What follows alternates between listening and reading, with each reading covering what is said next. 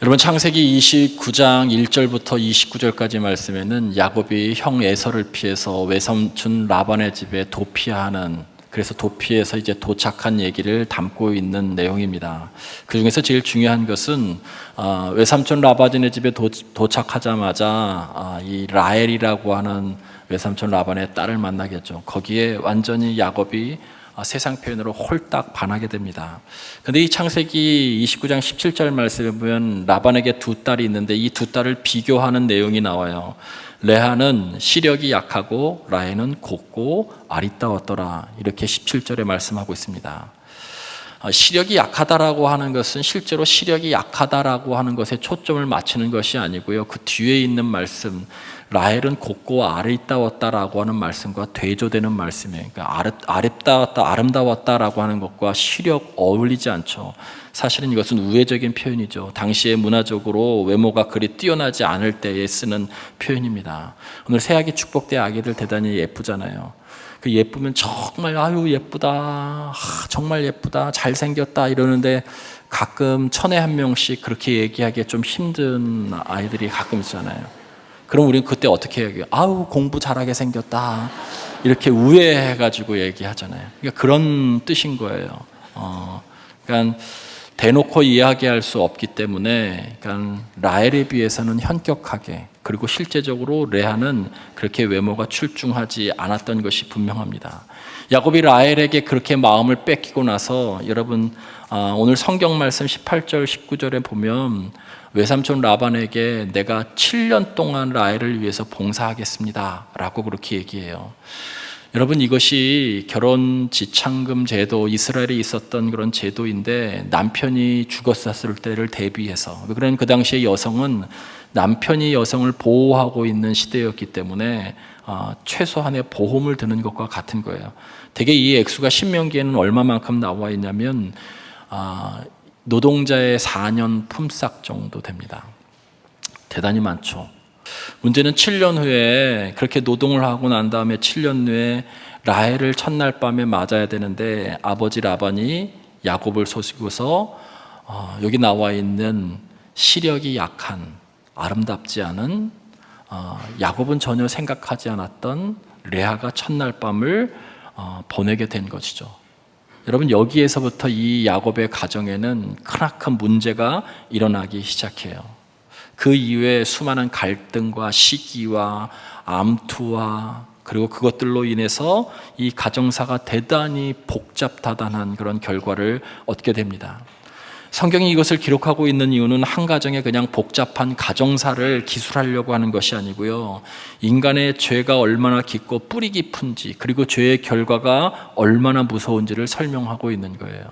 첫 번째는 이 라반, 아버지의 이 거짓 속임수에 의해서 이 가정이 무너져 내리죠.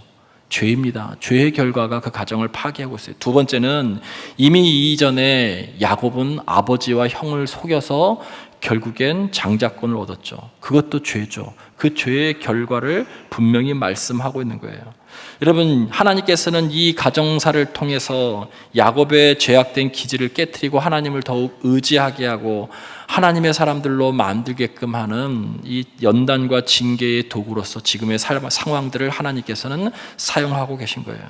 여러분, 물론 이 상황은 죄의 결과이죠. 인간이 만들어낸 거예요. 그러나 하나님은 그것마저도 사용하셔서 하나님의 사람으로 지금 만들고 있다는 것이죠.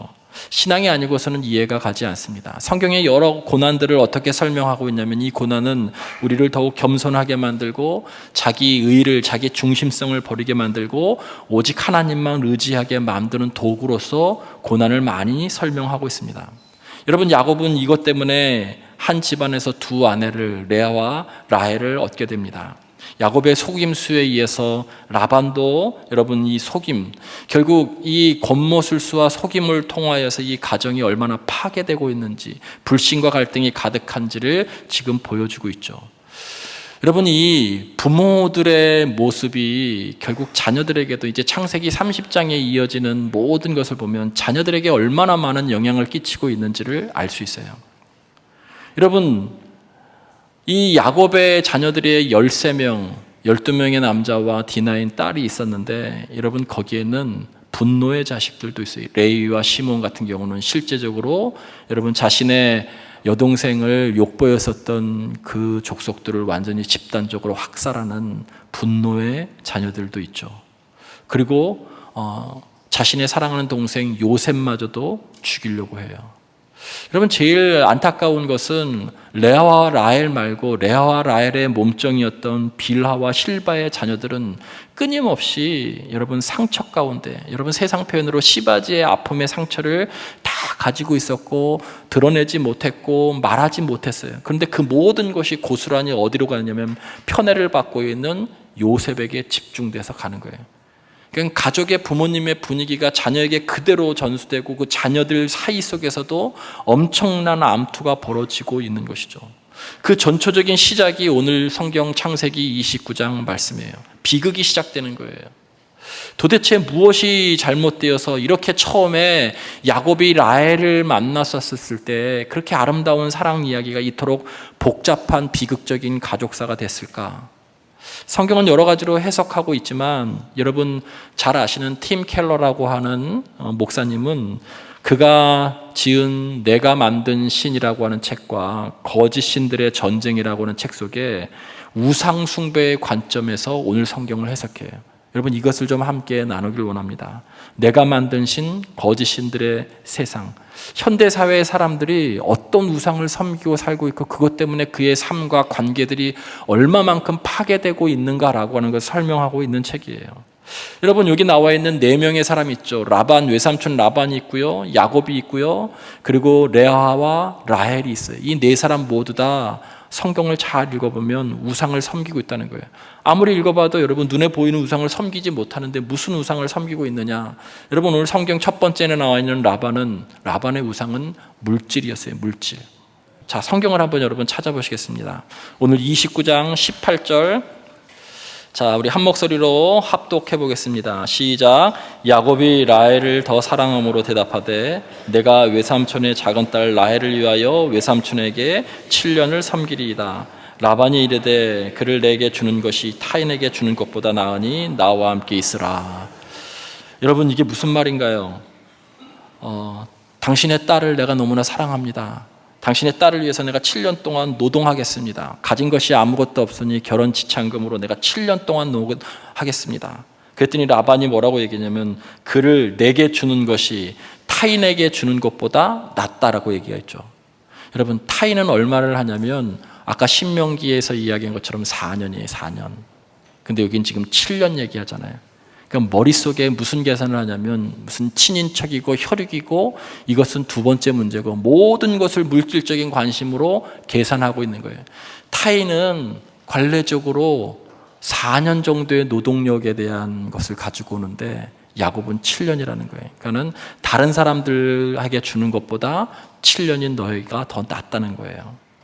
혈육의 정, 도덕적인 가치 이런 것들 다 관심 없어요. 이에게 있어서의 최고의 가치는, 라반에게 있어서의 최고의 가치는 물질이에요.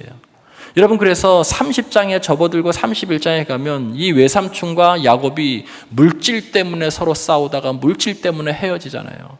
결국 물질이 라반에게 있어서의 최고의 우상이에요. 이 돈의 문제, 물질의 축적에 대해서 사람을 다 수단시하고 있는 사람들, 그래서 사람을 기꺼이 희생시킬 수 있는 사람이 바로 라반이에요. 라반은 물질이 우상이었어요. 이것이 현대인의 모습이죠. 이것이 우리의 모습이에요. 두 번째 야곱의 우상은 라헬이었어요. 아무것도 가진 것 없는 이 야곱이 외삼촌 집에 왔을 때 눈에 가장 먼저 띄었었던 아름다운 여인이 라헬이에요. 그것이 어떤 이성적인 감정이기도 하지만 사실은 이 안에 어떤 안정감을, 이제 도망다니고 아무것도 가지고 없는 그런 삶의 과정 가운데 이 여인을 통해서 이성적인 것뿐만이 아니라 삶의 안정과 행복을 얻으려고 하는 마음이 이 안에 있었다는 것이죠. 여러분 라헬에 집착하다 보니까 첫 번째 부인인 레아는 철저하게 외면하게 됐어요. 그것 때문에 그 가정 안에 그 라헬이라고 하는 우상에 집중하느라고 그 가정 안에 시기와 갈등과 질투, 그래서 그가 그렇게 원했었던 행복과 안정감은 이 가정에서 찾아볼 수가 없어요. 가족이 주는, 아내가 주는 그런 귀한 여러분 행복과 의미감이 있죠. 그러나 인간의 모든 내면의 그러한 만족감, 의미를 가족이 다 주는 것은 아니에요. 그렇게 사랑했었던 라헬이 30장 1절 말씀에 보면 이 야곱에게 대들면서 이렇게 얘기하죠. 내게도 자식이 있게 해달라. 내게 자식이 없으면 내가 죽겠다라고 남편 야곱을 원망해요.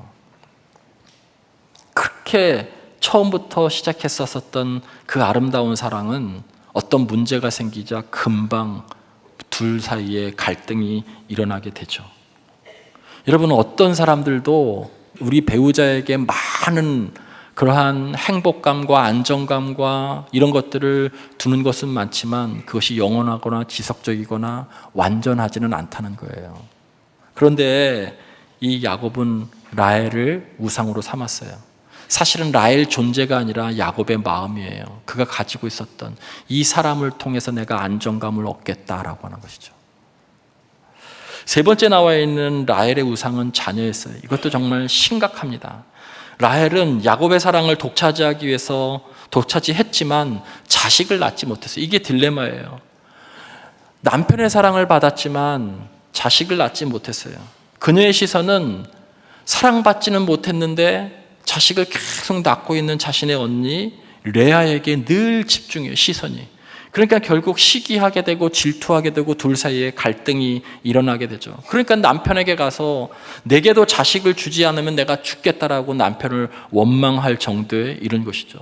여러분, 오늘 성경 31절 말씀에 잘 보면 여호와께서 레아가 사랑받지 못함을 보시고 그의 태를 여셨으나 라헬은 자녀가 없었더라. 대조되죠. 대조돼요. 한쪽은 외모가 출중하지 않은데 하나님께서 사랑받지 못함을 보시고 아시고 불쌍히 여기셔서 태해문을 여자로 주셔서 자녀를 낳았어요. 그러나 라헬은 출중했으나 자녀가 없어요. 저는 이 문장을 볼 때, 이 말씀을 볼 때 인생은 참 알 수 없는 신비다라고 하는 생각이 듭니다. 알 수 없어요. 그 신비 앞에 머리를 숙이고 침묵하면서 겸허하게 살아가는 것 외에는 방법이 없어요. 여러분, 모든 것이 완벽한 사람은 없습니다. 레아는 사랑을 받지 못했지만 다산했어요. 라헬은 남편에게 사랑을 지극히 받았지만 자녀가 없었어요. 내게 있어서 부족한 면이 있으면 다른 면에서 하나님께서 뭔가 주신 것이 분명히 있어요.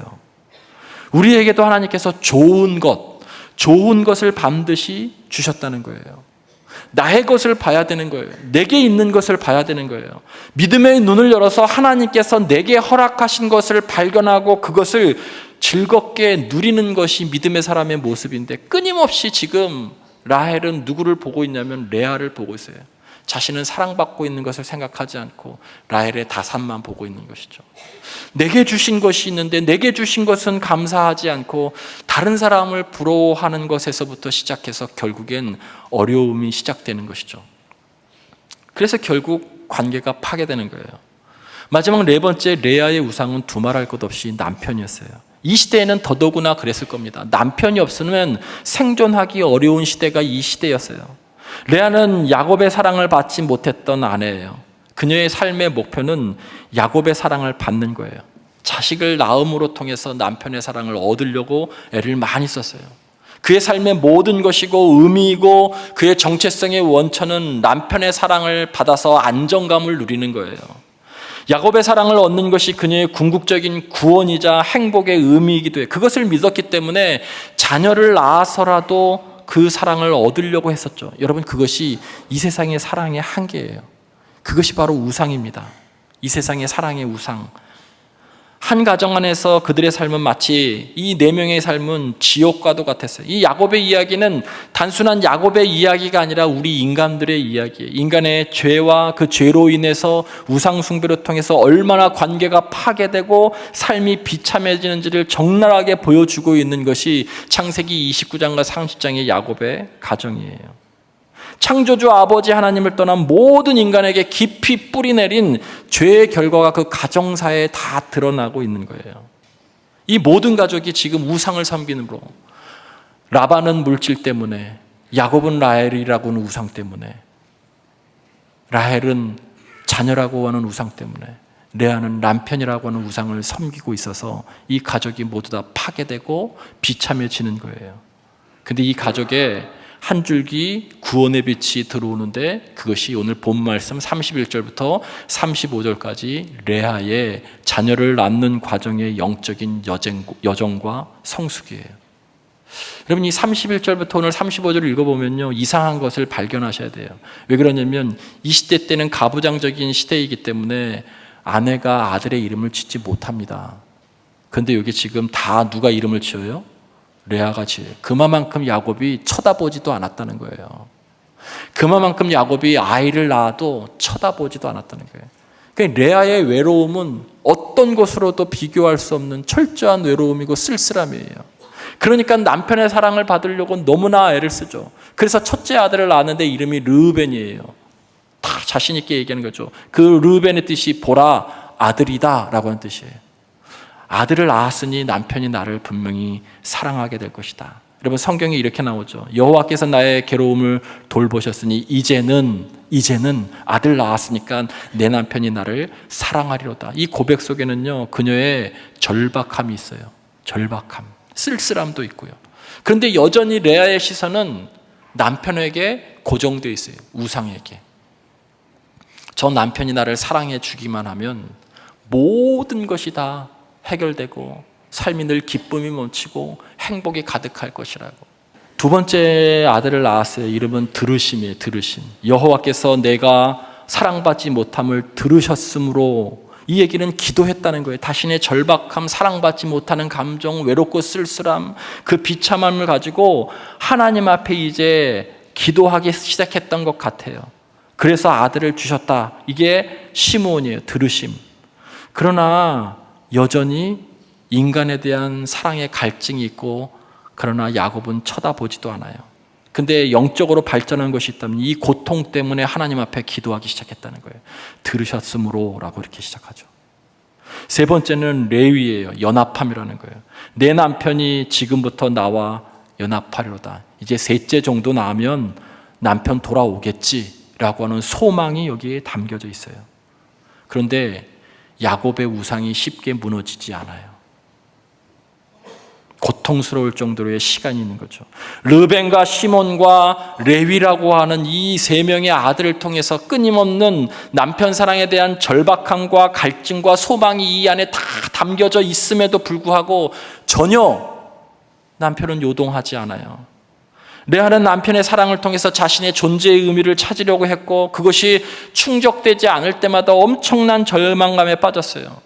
자신의 존재의 가치를 거기에 다 걸었던 거예요. 마치 라헬이 자신의 존재의 가치, 자신을 드러내고자 하는 그 모든 것을 자녀에 둔 것처럼 여러분 우리들 그렇잖아요.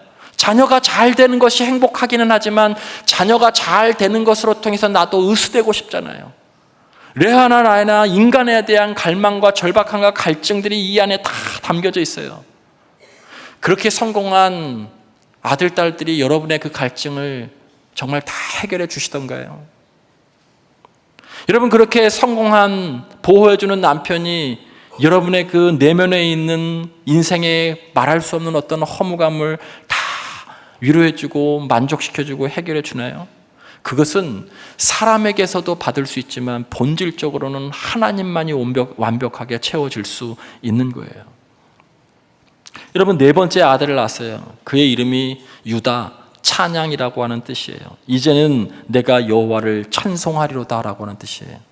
여러분 근데 32절과 35절에 이제는이 두 번 나와요. 32절에도 첫 아들을 낳았을 때 이제는이라고 하는 표현이 이제 나와요. 내 남편이 나를 사랑할 것이다. 그때 초점은 어디에 맞춰져 있냐면 남편에게 시선이 늘 고정돼 있어요. 셋째를 낳을 동안. 그런데 유다를 낳고 나서는 이제는 그 시선이 남편에게서 창조주 아버지 하나님으로, 전능하신 아버지 하나님으로, 자신의 기도를 들으셨던 아버지 하나님으로, 자신을 돌보시고 태의 문을 열어주셨던 아버지께로 시선이 남편에서 하나님에게로 옮겨가는 이제는이에요. 완전한 반전이죠. 이제는 내가 여호와를 찬송하리로다. 이 신앙 고백이 내가 남편이 나를 사랑해주면 하나님을 찬양하고 남편이 나를 사랑하지 않으면 나도 하나님을 찬양하지 못합니다. 그런 조건적인 것이 아니라 어떤 상황과 형편 가운데에서도 이제 알았다는 거예요. 내게 진정한 만족감과 삶의 의미와 존재를 가치를 주는 것은 남편이 아니고 하나님이시라는 것을요. 그래서 고백하죠. 이제는 내가 여호와를 찬송하리로다. 고통 속에서 피어난 영성입니다. 여러분, 오늘 설교의 결론은 이런 거예요. 우리 안에 모두 다 숨기고 있는 우상이 있다는 것이죠. 하나님은 우리들에게 좋은 것을 주셨어요. 자녀도 주셨고, 배우자도 주셨고, 외모도 주셨고, 물질도 주셨고, 사업을 열 수 있도록 하셨고, 개업도 하게 하셨어요. 모든 것을 주셨어요. 자녀가 잘 되기만 한다면, 질병이 낫기만 한다면, 모든 것이 좋아진다면 좋은 것을 주셨는데 결국 그 좋은 것이 하나님을 대체하는 그 순간에 여러분 모든 것은 다 망가져요. 파괴된다는 것을 말씀하고 있어요. 여러분에게 우상은 무엇입니까? 오늘 성경이 우리들에게 묻고 있는 거예요. 자, 마지막으로 한 가지 더. 여러분, 야곱이 창세기 49장에 넘어가면 이제 죽게 됐죠. 레아도 죽고 라헬도 죽어요. 아브라함이 가나안 땅 해족속에게 얻었던 막벨라 굴이라고 하는 사라를 위한 이 장사진에 있었던 이 막벨라 굴은 가족 묘실이에요. 거기에 아브라함도 묻혔고 사라도 묻혔고 그의 아들 이삭도 묻혔고 자부인 리브가도 묻혔어요. 자, 그리고 야곱도 결국엔 글로 가서 묻히게 돼요. 그런데 야곱 옆에 레아가 묻혔어요? 라헬이 묻혔어요? 야곱이 그렇게 사랑했었던 라헬은 베냐민을 낳다가 길에서 객사해요. 오히려 그렇게 외면했었던 레아가 야곱의 옆에 묻혀요. 왜 그럴까요?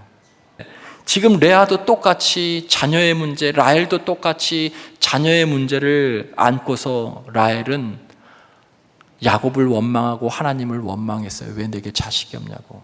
근데 레아는 이 고통스러운 자리에서도 하나님 앞에 기도의 자리로 나갔던 거예요. 그래서 하나님께서 내 기도를 들으시고 라고 나와 있어요. 하나님 나라를 이룰 수 있는 계승자는 어떠한 형편과 상황 가운데서도 기도하는 사람들이에요.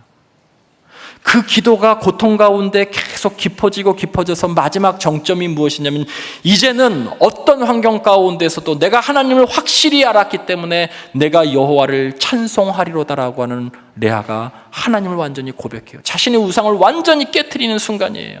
그녀의 마음에 지배하고 있던 남편 야곱이라고 하는 그가 나에게 모든 사랑과 행복과 모든 삶의 의미를 줄 것이라고 하는 이 우상을 완전히 깨트리고 하나님 당신만이 나의 주님이십니다라고 고백하는 이 순간, 이제는 앞에 어떤 상황이 있다 할지라도 나는 오직 당신을 찬양하겠습니다. 여러분, 이 고백 위에 다윗 왕이 왔고 이 고백 위에 유다 지파에서 메시아가 온 거예요. 여러분, 이 고백을 할 수 있는 사람들이 하나님 나라의 일꾼의 계승자가 되는 것이에요. 그래서 구원의 통로로서 하나님 나라의 일을 하게 되는 것이죠. 사랑하는 성도 여러분, 레아가 고통 속에서 하나님을 찬양했듯이 저와 여러분의 삶 가운데 주어진 모든 상황 속에서 아무리 힘들고 어려운 고통이 있다 할지라도 오직 하나님을 찬양할 수 있는, 존재의 의미를, 행복의 그 의미를, 그리고 삶의 가치를 다른 것이 아니라 하나님에게서 찾을 수 있는 여러분이 되기를 주의 이름으로 간절히 축원을 드립니다. 하나님 여러분에게 손에 끼치지 않으실 겁니다. 하나님께서 여러분에게 행복을, 가정의 평안을, 형통함을, 그 모든 것을 더하실 분은 자녀도 아니고 야곱도 아니에요. 오직 하나님이십니다. 그 하나님께 여러분의 시선을 맞출 수 있는, 예전에는 인간이었다면 하나님에게 시선을 맞출 수 있는 우리 모두가 되기를 간절히 축원합니다.